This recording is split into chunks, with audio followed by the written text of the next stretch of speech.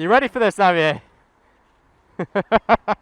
Xavier is on the brand new Diavel 12, is that a 1260? 1260S from Ducati Alicante. And it looks pretty sweet. And I am on the Hypermotard 950. It's not, unfortunately, the SP model, because they didn't have one on demo. But there's not much really different between this one and the SP, besides some electronics and other suspension-y bits and bobs. But for town riding, it's probably pretty perfect. I'm going to ride this, we're going to talk about this bike, and then we're going to swap over, and then I'll do on a separate video the Diavel. Very nice! I've just rode it from the dealership to the petrol station, and we're just going to whack it into sport mode. We don't f*** about on this motorcycle channel. Why would you buy a Hypermotard and not have full wheelie potential? It just doesn't make any sense to me. It's got to watch out all the Spanish drivers. Whoa, f*** it out! Okay, that is a lot of torque.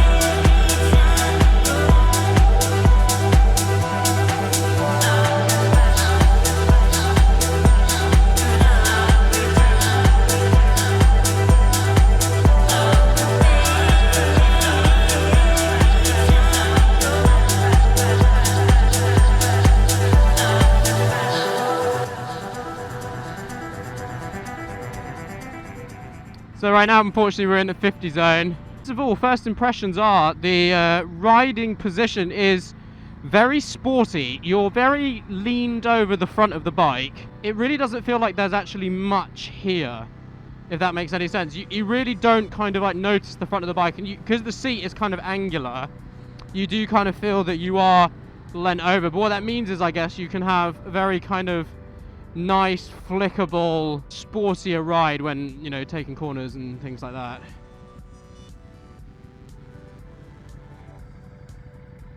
Sup? Easy. Yeah. It's a huge engine. That thing makes like 157 horsepower. There's actually a giant fucking scratch on the side of that bike. I think someone's dropped it. Wrong side of the road there, Xavier.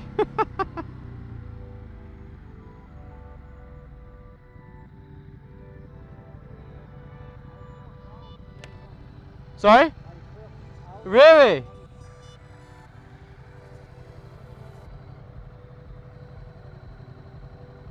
You guys know me, I love my big twins. I've always wanted a Hypermotard. The original 1100 was just a cool bike to me. Tons of power, lots of wheelie fun. And for me, it was just like, it just sounded like the perfect motorbike. Obviously, then I got the RC8 and I was like, yeah, okay, that's pretty friggin' awesome. He's on a Ducati as well. Hello. See how it tests the suspension? It's really good.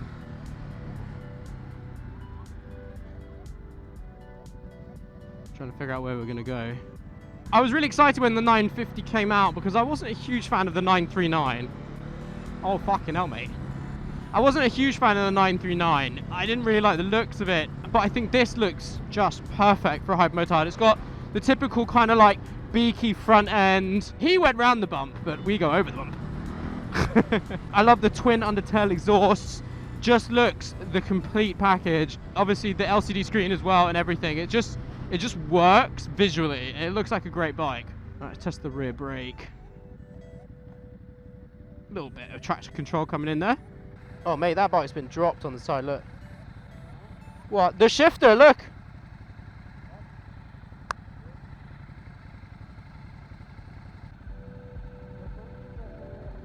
Je ne comprends pas.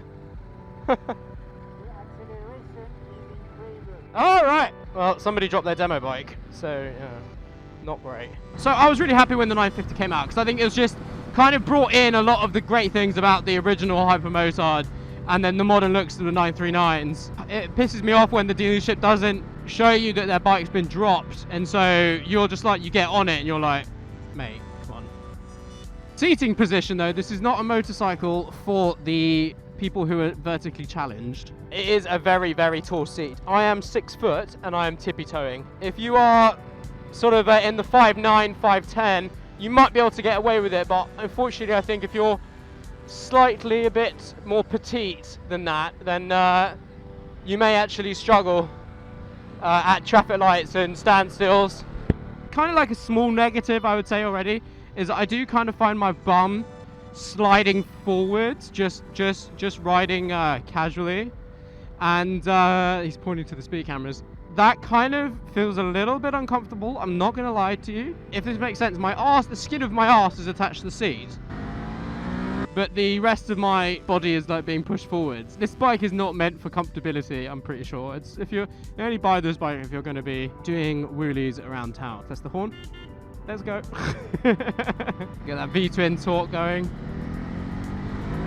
You can tell all it wants to do is wheelie. All it wants to do is wheelie. And I guess a competitor for the Hypermotard would be the KTM 790 Duke, but they make similar kind of horsepower, but this feels a lot faster. I think this has more torque than the 790 by quite a substantial amount. It's definitely a more loony bike than that. I felt the 790 was quite tame. I'm a big KTM fanboy, but the 790 was a little bit tame. Speaking about weight, the bike feels really light, really flickable. It feels like it just wants to go into corners and to be pushed really hard, because it's such a strange riding position for me, being so tall but on a bike that feels really sporty. You hear that Ducati clunk clunk clunk. Soundtrack's really nice though, with the stock exhaust even. But you can put a pair of Acras on this bad boy, or whatever it is Ducati partners with nowadays. I think it's Akrapovic. And it'll give it an even better theme tune. Mace this Rover that's next to me right now. Wrecked! Ugh. Brakes work. Oh, you fucking bell end.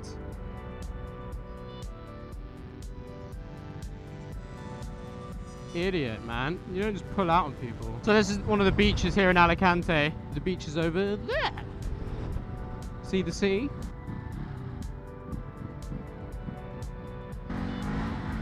I know that the RC8 is way faster than this, but this really feels like it's not down on power in comparison, you know? I always say that, like, spec sheets on bikes, they have value, but they don't have, like, the end of the world value. It's always about how you feel riding the bikes. So this has less horsepower, less torque than the RC8, but feels just as fast. And you can have so much different kinds of fun on this bike than you would on the RC8s. There's the sea. Very windy day today.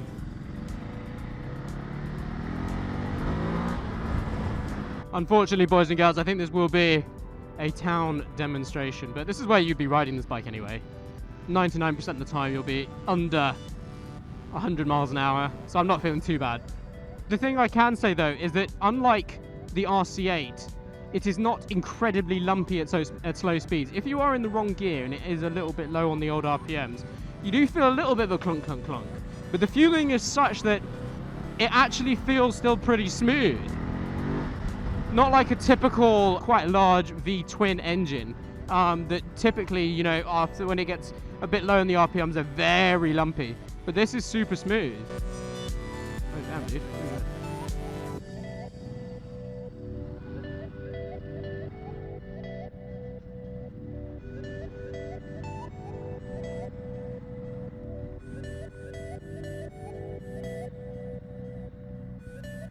Do a little jump.